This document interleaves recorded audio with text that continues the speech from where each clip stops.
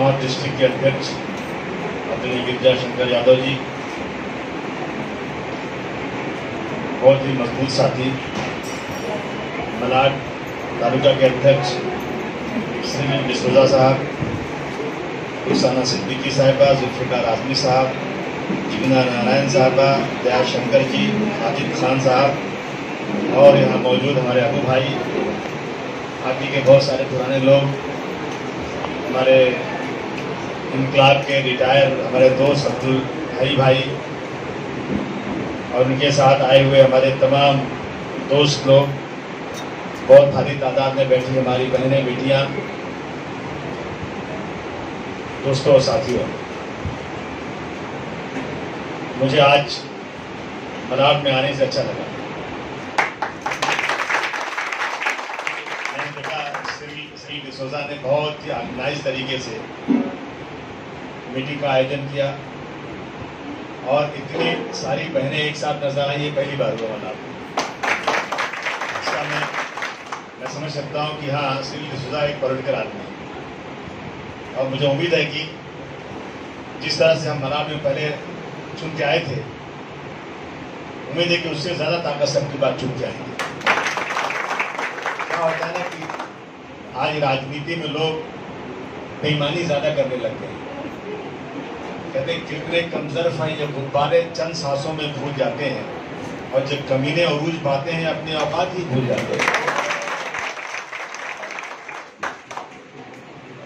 बहुत बड़ी बड़ी कसम खाएंगे, आसिम भाई आपके लिए जान दे दूंगा, मेरे लिए जान मत दे, जनता के लिए जान, ये करूंगा वो करूंगा, लेकिन कुछ नहीं करते, सब अपने लिए करते। अभी मैं देख रहा था, मेरे पास पोस्ट आई, सिकंदर बादशाह जो पूरी दुनिया आधी दुनिया का मालिक था, बहुत पैसे वाला था, उसने कहा मैं मरूंगा तो मेरी 3 इच्छा पूरी कर देना।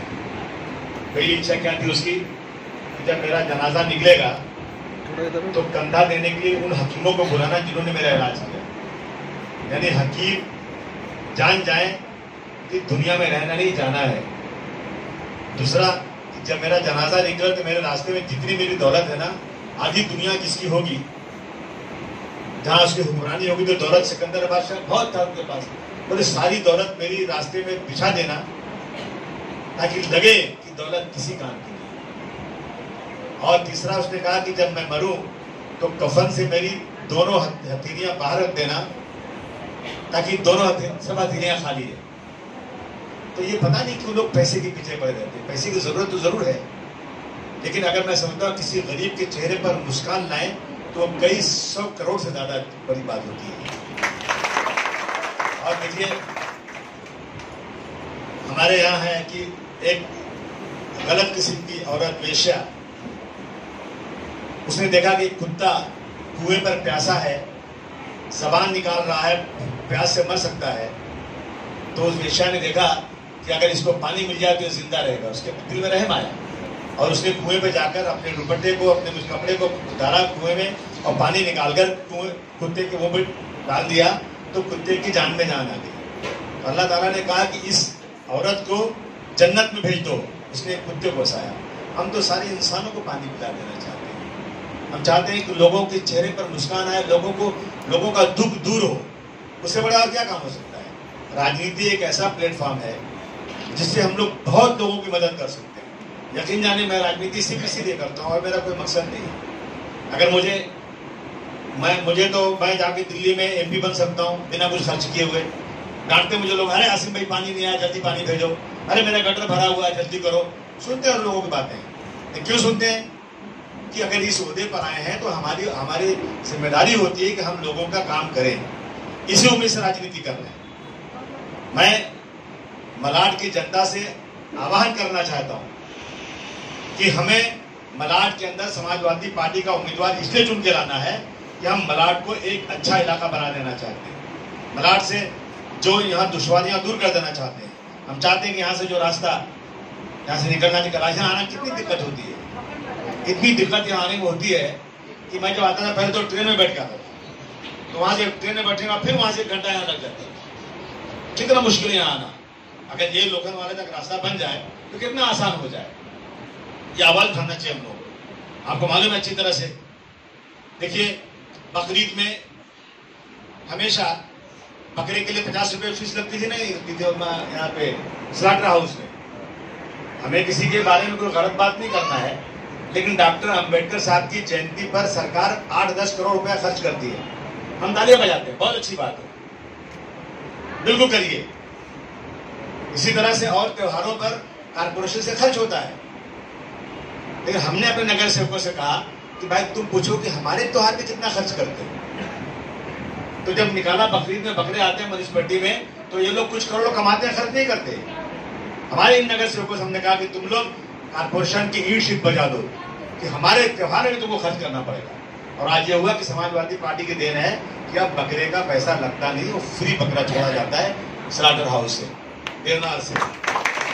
ऐसे बहुत सारे काम हम लोग कर रहे हैं, कोशिश कर रहे हैं। भले हम 2 MLA हैं और 6 नगर सेवक हैं, लेकिन आप सब पार्टी के लोग हो। आप कह दो कि जितना काम शिवसेना बीजेपी कर सकते हो उतना हम लोग भी कर दिखा देंगे आपको। हम किसी से कम काम नहीं करेंगे। हम भले 2 ही लोग हैं, लेकिन असेंबली में कभी भी किसी इशू पर ऐसी मजाल नहीं कि हम लोगों को बोलने देते हैं। हम काम करते हैं वहां पर। तो आप सब लोगों का बहुत बहुत धन्यवाद, बहुत शुक्रिया। आप लोग पार्टी में आए हैं, हम सब मिलकर काम करेंगे और एक अच्छा समाज बनाएंगे, एक ताकत पैदा करेंगे। यही मैं कहूँगा, सिविल डिसोजा को मैं बहुत बधाई देना चाहता हूँ और उम्मीद करता हूँ कि जैसे वो फेविकॉल आती है ना, फेविकॉल हाथ से हाथ चिपका दो, छोड़ना मत, साथ रहना जब किसी को कोई बात हो। देखो, मैं पहले इलेक्शन लड़ता नहीं था, मैंने तो सिर्फ जुल्म और ज्यादती के खिलाफ आवाज उठाना शुरू किया। मैं तो एक बिजनेसमैन, मुझे कोई राजनीति से लेना देना नहीं था, लेकिन मुझे जबरदस्ती जेल भेज दिया 1 साल के लिए। जब बम्बई में ब्लास्ट हुआ था ना, तो मुझे भेज दिया लोगों ने पकड़ के, और मैंने कुछ नहीं किया था। मैं 1 साल के बाद छूट गया ना, मैंने कहा कि अगर लड़ना है ना तो राजनीति ताकत चाहिए, पैसे की ताकत कुछ नहीं होती है। ये पुलिस वालों को खाकी वर्दी वाले जिसे चाहे डंडा मार देते हैं, मैंने कहा वो डंडा खींचने की ताकत पैदा करो। किसी को इस तरह से मार करके जेल भेज दोगे ना तो पैसे से नहीं होगा, ये राजनीति से होगा। मैं देखता हूँ किसी मिनिस्टर का फोन आता है ना कमिश्नर साहब को, तो बेचारे कमरे में खड़े रहते हैं, yes sir yes sir yes sir yes sir. अभी कितना सर करेगा, कितना झुकते उनके सामने। तो ये राजनीति ताकत है, राजनीति ये काम पूरा कर सकती है, इसलिए हमने राजनीति शुरू किया। और बहुत बहुत मुझे खुशी है कि मैं किसी राजनीतिक परिवार से नहीं, मेरे बाप दादा ने कभी प्रधान का इलेक्शन नहीं लड़ा गाँव में, लेकिन मैं एक बार 6 साल तक राज्यसभा में रहा और तीसरी बार आया। और मैं एक आदमी ऐसा हूं कि मैं समाजवादी पार्टी के संघर्ष से मुझे एक साथ में 2 सीटों से लोगों ने चुन कर दिया, भिवंडी और गोंडी दोनों जगह से मैं चुन कर आ गया इसी कांग्रेस के चैलेंज पर। जब वहां से भाषण तो करना बहुत आसान है, तो इलेक्शन लड़के दिखाओ, मतलब बेटा लड़के दिखाऊंगा, और लड़ा, और ईश्वर ने, अल्लाह ने मुझे 2 सीटों से एक बार चुन कर दिया। समाजवादी पार्टी को चाहने वाले लोग हैं, ऐसा नहीं है, लेकिन हम लोगों को लोगों के बीच में जाना चाहिए, अच्छे लोगों को पार्टी में लाना चाहिए। तो मैं हमारे पास बहुत सारे लोग जुड़े हैं। हम ये उम्मीद करते हैं कि अब की बार समाजवादी पार्टी की ताकत महाराष्ट्र में बनेगी। इतनी ताकत बना दो आप कि जब मेयर बने ना तो बिना समाजवादी पार्टी के ना बने। फिर देखना आप क्या होगा, फिर देखना कैसे की बात सुनते हमारी। हम किसी चीफ मिनिस्टर या किसी मंत्री से ना पैसे लेकर सौदा नहीं करते, हम सौदा करते हैं हमारे इलाके का डेवलपमेंट करो। आज तक गोंडी में स्कूल नहीं था, कॉलेज नहीं था, लोग कह रहे थे कॉलेज है नहीं वहां पर, और मैंने लड़ाई लड़के अब एक डिग्री कॉलेज का भी वहां परमिशन ले लिया मानपुर शिवाजी नगर में। डिग्री कॉलेज भी बनने जा रहे हैं, सब कुछ हो गया हमारे यहाँ भी होगा। पानी तो बहुत आ गया, इतना पानी आ गया कि लोग कहते हैं पानी कम कर दो।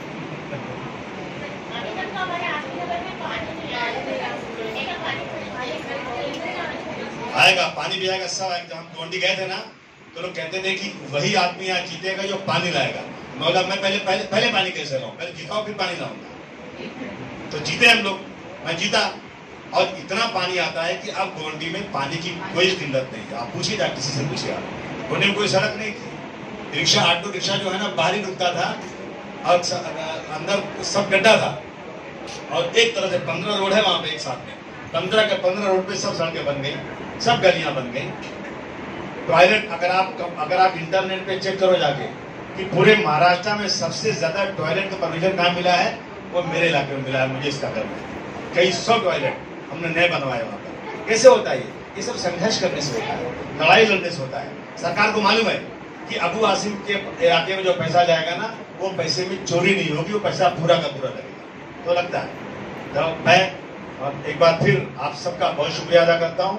लेकिन जितने लोग यहाँ हैं, हमारे यहाँ अब्दुल भाई आए, उन्होंने लाया बहुत सारे बच्चों को। मैंने रिक्वेस्ट किया था, मैं उस दिन रात में गया था, मैंने देखा बड़े अच्छे होनहार बच्चे खड़े थे वहां पर। उसमें मुदस्सिर उरनकर, इस्माइल पटेल, साजिद खान, तैयब शेख और इसराइल सैयद, हसन शेख, हुजैफा शेख, सलमान मोहम्मद खान, रिजवान चौधरी, नदीम खान, सुहेल खान, मिजाइल सैयद, विवेक सिंह, शेरू शेख, मोहसिन शेख, अजीज पटेल, हसनैन शेख, फरदीन सैयद, मोहम्मद सलीम और मोहम्मद कैफ, ये सब लोग आपको यहाँ मदद करेंगे और मैं इसको थोड़े दिन में पार्टी में ज्वाइन कराऊंगा इंशाल्लाह। सर स्कूल के फीस के बारे में ये सब चीजें देखिए, मैं जानता हूँ इस बात को, हम सरकार से बहुत लड़ रहे हैं। देखिए आज सबका काम धंधा बंद है।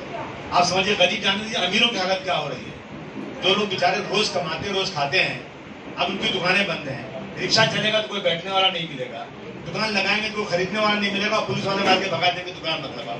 मैंने देखा मेरे यहाँ एक आदमी बेचारा दोनों पैर उसका वो है पोलियो है, चल नहीं सकता। वो बेचारा एक दुकान लगा के कुछ बेचता था, वहां पे सैंडविच बेचता था।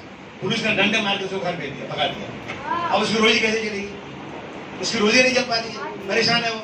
और सरकार की तरफ से मदद नहीं हो रही है। चिल्ला रहे हैं हम लोग सरकार, भाई अगर आप लॉकडाउन किए हो, खान तो लोग खाएंगे क्या? और अभी ये हालत स्कूलों की है कि स्कूल की फीस पूरी की पूरी, बिजली की बिल पूरी की पूरी सरकार मांग रही है। स्कूल वाले, अच्छा स्कूल के टीचर से अगर हम मना कर दें कि तुम पैसे बिल्कुल मत लो, तो टीचर को तनख्वाह कहाँ से जाएगी? जो टीचरें काम कर रही हैं, कितनी तनख्वाह उनको बेचारे को 7,000, 5,000, 8,000 प्राइवेट स्कूलों में। और जो सरकारी स्कूल है उसमें कितनी है? 50-60 हजार रुपया है। ये टीचर जो बेचारी 5-10 हजार पाती है ना, उन टीचरों से बहुत अच्छी है जो 50 हजार पाते हैं, 60 हजार पाते हैं। उनकी तनख्वाह पूरी मिल रही है, लेकिन इनकी तनख्वाह नहीं मिल रही है।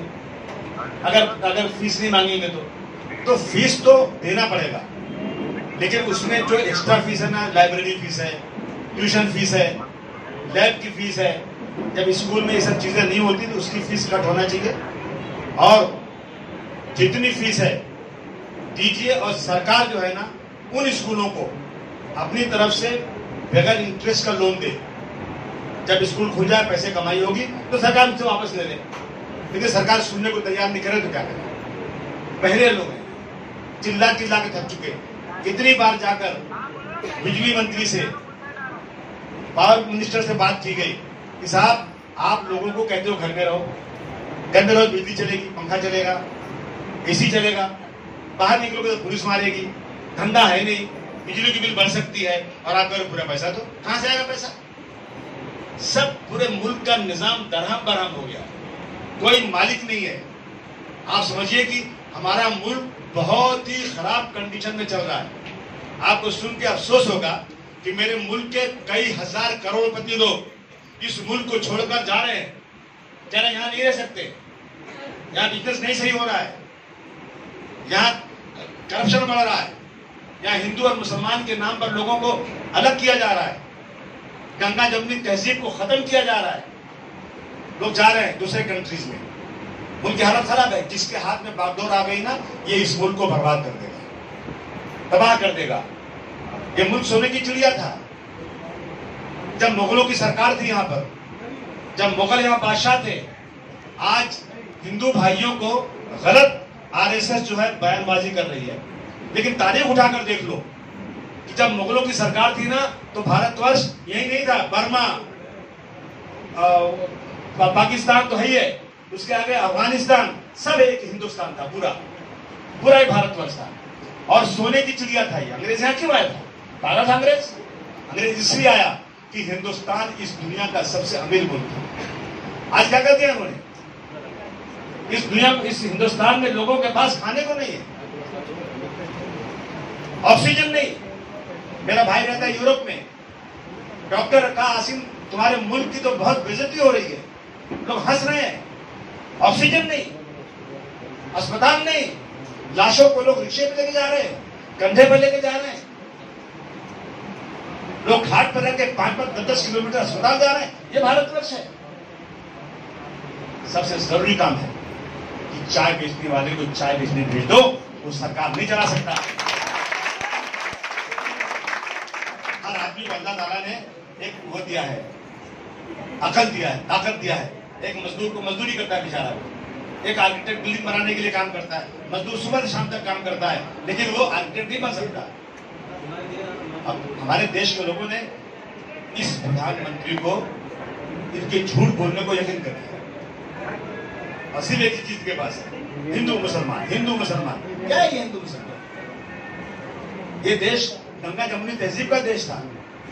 इसमें हिंदू मंदिर, मस्जिद, गिरजाघर, गुरुद्वारा सब एक साथ रहते थे और सब एक साथ गाना गाते थे कि सारे जहां से अच्छा हिंदुस्तान हमारा, हम बुलबुले हैं इसके, ये गुलसिता हमारा। लेकिन आज ये लोग सिर्फ और सिर्फ एक ही काम इनका है कि हिंदू और मुसलमान को रवाब।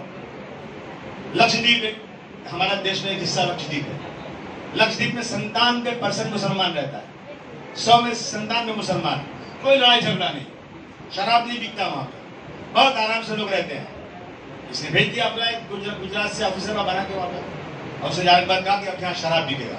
भाई 97% मुसलमान है, शराब नहीं पीते मुसलमान, हराम है पीना वहां पर और बंदी है वहां पर। क्यों चालू कर रहे हो? तो कह रहा है इसलिए हम चालू कर रहे हैं कि वहां बिजनेस बढ़ेगा, टूरिस्ट आएंगे। हमने उनसे पूछा भाई टूरिस्ट आएंगे तो गुजरात में क्यों नहीं चालू कर देते हो?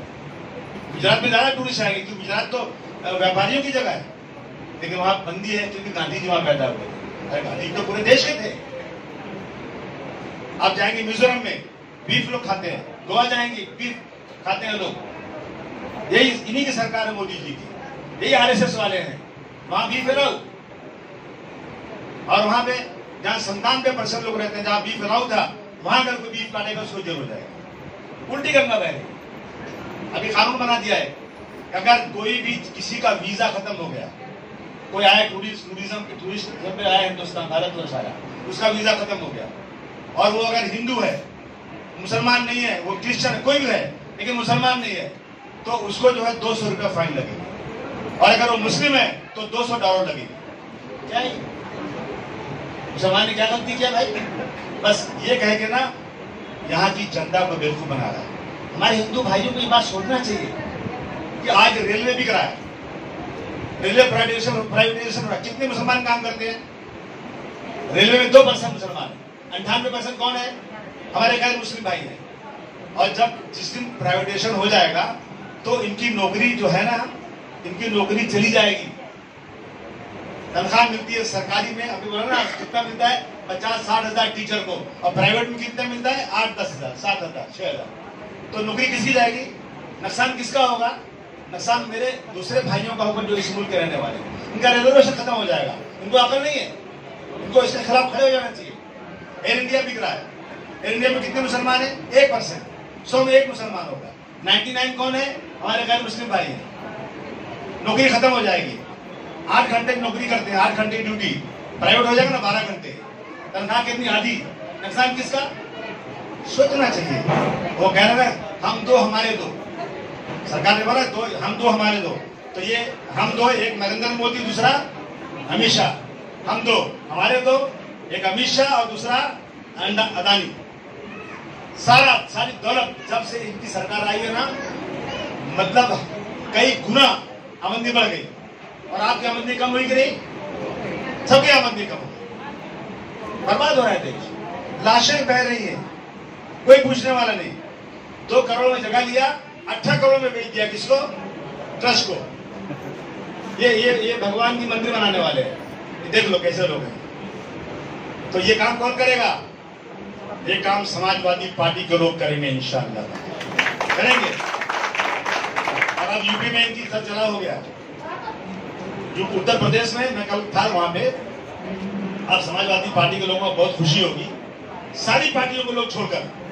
ऐसी भीड़ है समाजवादी पार्टी में कि कल सिर्फ दरवाजा थोड़ा खोला ना तो कई हजार आदमी अंदर घुसने के, पूरा दरवाजा टूट गया लोहे का। सबको अखिलेश यादव से मिलना है, हाथ मिलाना, खाली फोटो खिंचाना, ये चल रहा अच्छा माशाल्लाह। और अब इनका इशारा 2022 में अब की बार यहाँ समाजवादी की ताकत थोड़ा बनाइए, और जितने लोग यूपी के रहने वाले हैं वो सब यूपी में समाजवादी पार्टी को वोट दो। अब की बार वोट बटने मत दो, सब मेहनत करो। सड़क में कल जा रहा था, कल मैं ट्रेवल कर रहा था, अरे मुंबई कहाँ, लखनऊ कहाँ, मुंबई तो बहुत बड़ा शहर है, इकोनॉमिकल सिटी है, यकीन जानिए गाड़ी में बैठो तो सारा हिलती है। और उत्तर प्रदेश में जो अखिलेश ने सड़कें बनाई है ना, इतनी स्मूथ सड़कें हैं कि पानी हिलता।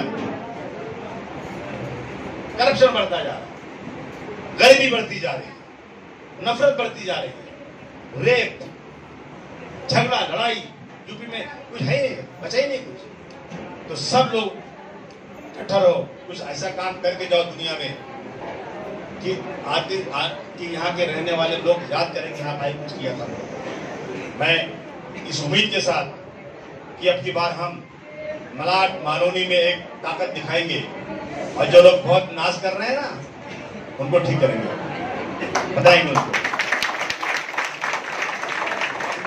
मुझे याद है कि मैं एक बार मीटिंग करने आया था, वो मैदान था वहां पे, और वही मस्जिद थी, याद है आपको? जैसे हम लोग भाषण करने जाते थे ना, तो मस्जिद से अनाउंसमेंट शुरू हो जाता था और बंद कर देते थे। पता पड़, याद है आपको? ये बदतमीजियां, उनको सबक सिखाओ। ये लोग जनता के लिए काम करने नहीं बैठे, अपने लिए काम करने बैठे। तो आप सब लोगों से मेरा निवेदन है कि भाई जिनको पोस्ट मिली है ना, तो उस पर मेहनत से काम करें। और उसके लिए हमने एक गाइडलाइन बनाया कि जो महिला अध्यक्ष है उनको कितने लोग को लेना है,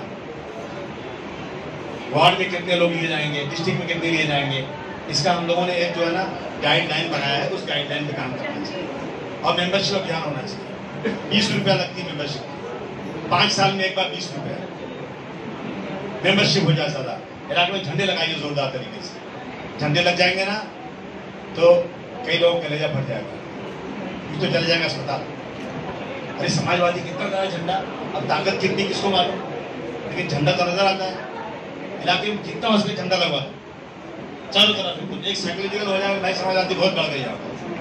और समाजवादी पार्टी बढ़ेगी ना, तो मैं दावे से कह सकता हूँ समाज के दबे कुचलों का ही काम होगा। अगर किसी अमीर की और गरीब की लड़ाई हो जाएगी तो आप गरीब के साथ खड़े होना, अमीर के साथ मत खड़े होना। किसी रिक्शे वाले के साथ, किसी रिक्शे वाले को कोई गुंडा मारे तो रिक्शे वाले के साथ खड़े उसकी मदद करते। उसी मिल मालिक का मजदूर से झगड़ा हो जाना, तो मिल मालिक के साथ में मजदूर के साथ खड़े होना, तब ये बात बनेगी देश में।